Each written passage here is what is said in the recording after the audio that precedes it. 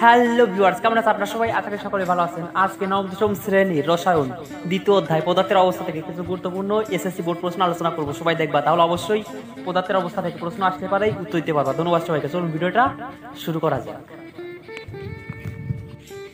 কোন পদার্থটিকে তাপ দিলে সরাসরি গ্যাসে পরিণত হয়? সঠিক উত্তর ন্যাপথলিন।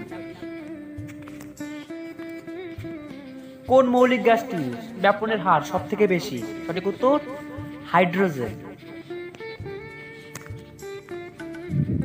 ঊর্ধ্বপাতনযোগ্য পদার্থ কোনটি? সঠিক উত্তর আয়োডিন।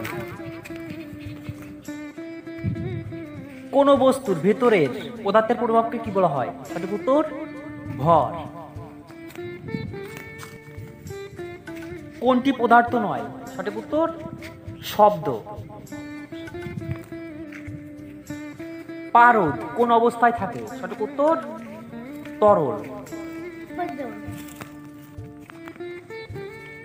তাপ পদার্থের কোনটির পরিবর্তন ঘটে না? সঠিক উত্তর অণুর।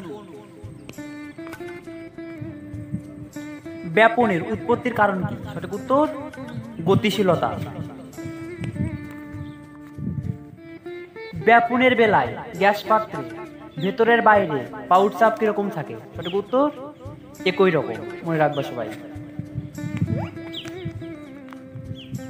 ময়লার দুর্গন্ধ ছড়িয়ে পড়ে কোন প্রক্রিয়ার মাধ্যমে? সঠিক উত্তর ব্যাপন। হাসপাতালে কোন গ্যাস রাখা হয়? সঠিক উত্তর অক্সিজেন। বায়ুতে কোন গ্যাসের পরিমাণ সব থেকে বেশি? সঠিক উত্তর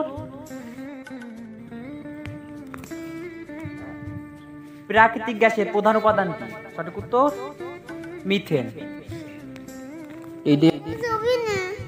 মোমের গলন কোন ধরনের পরিবর্তন? সঠিক উত্তর ভৌত রাসায়নিক।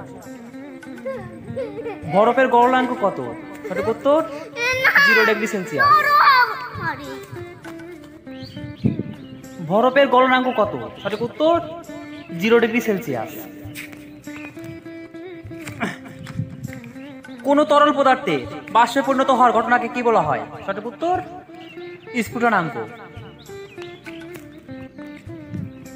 বাসা বাড়িতে রান্নার কাজে কোন গ্যাস ব্যবহার করা হয়? সঠিক উত্তর মিথেন।